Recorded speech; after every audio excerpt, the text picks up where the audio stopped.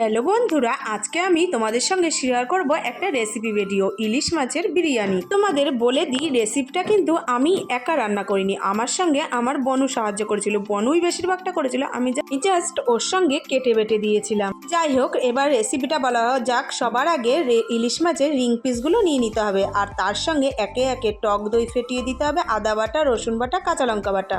এরপরে দেখো, আমি কাঁচা লঙ্কা বাটার পরে দিয়ে দিলাম পেঁয়াজ বাটা আর টমেটো বাটা একসঙ্গে। তারপরে আমি কিছুটা পেঁয়াজ বেরেস্তা দিয়ে দিলাম। তারপরে ধনে গুঁড়ো, জিরে গুঁড়ো, লঙ্কার গুঁড়ো হালকা একটুখানি দিয়ে ম্যারিনেট করে রেখে দিতে হবে প্রায় আধা ঘন্টা। হ্যাঁ, মাছগুলো খুব সাবধানে নাড়াচাড়া করতে হবে, ভেঙে গেলে খুব অসুবিধা হবে, আর ভেঙে গেলে দেখতেও বাজে লাগবে আর খেতেও টেস্টটা অতটা লাগবে না। দেখো, একে একে সব গুঁড়ো মশলা দিয়ে হালকা কাঁচা তেল দিয়ে মাখিয়ে রেখে দিতে হবে। এই রেসিপিটা আমি অনেক দিন থেকেই করবো ভাবছিলাম কেমন খেতে হয়। আমার একটু ইলিশ মাছের মধ্যে আদা বাটা, রসুন বাটা নিয়ে একটু কনফিউশন ছিল, তবে ভালো লেগেছিল। এদিকে আমি ম্যারিনেট করতে করতে বিরিয়ানিতে যে আলুটা দেবো সেটা কেটে একটু হালকা সিদ্ধ করতে বসিয়ে দিয়েছি, আর এদিকে বিরিয়ানির রাইসটাও বসিয়ে দিয়েছি। আর হ্যাঁ, বিরিয়ানিতে যে আলুটা দিয়েছি এটা হলো অপশনাল, তোমরা চাইলে দিতেও পারো, না চাইলে দিতেও পারো, কিন্তু আমার মতে বিরিয়ানিটা যদি একটু আলু না থাকে ভালোই লাগে না। আমি ইলিশ মাছের সঙ্গে একটু আলু অ্যাড করেছিলাম, যেহেতু আমার বিরিয়ানিতে আলু খেতে ভালো লাগে আর আমাদের বাড়ির সবাই মোটামুটি আলুটা পছন্দ করে, তার জন্য। যাই হোক, দেখো, কথা বলতে বলতে আমার তো এদিকে মাছ ম্যারিনেট করা হয়ে গেছে। এবার রেখে দেবো প্রায় আধা ঘন্টা 1 ঘন্টা।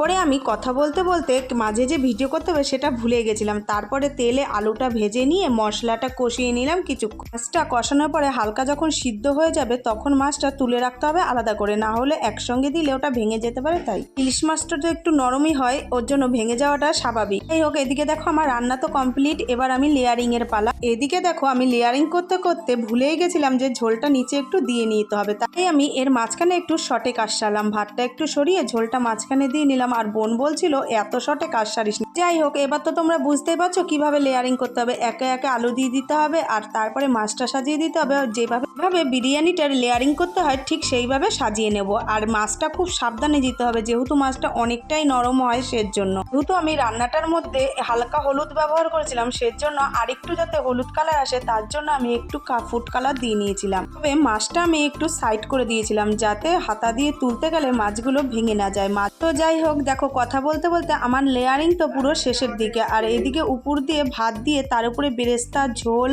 বিরিয়ানি মশলা সব দিয়ে। যাই হোক, দেখো, কথা বলতে বলতে আমার লেয়ারিং তো পুরো হয়ে গেছে। এবার হচ্ছে কিছুক্ষণ দমে দিতে হবে, প্রায় আধা ঘন্টা। তো আমি বিরিয়ানিটা দমে বসিয়ে দিয়েছি, আর বনুকে আমি বলছিলাম যে আজকের বিরিয়ানিটা বেশিরভাগ তুই করেছিস, আমি জাস্ট সাহায্য করেছি তোর সঙ্গে। শুনে বনু আবার বলছিল যে বিরিয়ানিতে মেন হচ্ছে কেটে বেটে দেওয়াটাই মেন, অতএব তুইও আমার সঙ্গে সাহায্য করেছিস। তুই বোন বারবার বলছিলাম, এ বলছে তুই বেশি কাজ করেছিস, আমি বলছি না তুই বেশি কাজ করেছিস। যাই হোক, সব ক্রেডিট দুই বোনের একসঙ্গেই আমরা নিয়ে নিলাম। যাই হোক, দেখো, কথা বলতে বলতে আমাদের বিরিয়ানি তো পুরো রেডি। এবার খুলে বিরিয়ানিটা খাওয়ার পালা। আমরা যেন তো মিঠা আতর দিতে ভুলে গেছিলাম, তাও এত অপূর্ব সেন্ট এসেছিল, তোমাদের কি বলবো। আশা করি তোমরা কালারটা দেখে বুঝতেই পারবে, আর সবাই খেয়েও বলেছিল খুব সুন্দর হয়েছে। তোমরাও বাড়িতে একদিন ট্রাই করে। দেখা হচ্ছে নতুন ভিডিও।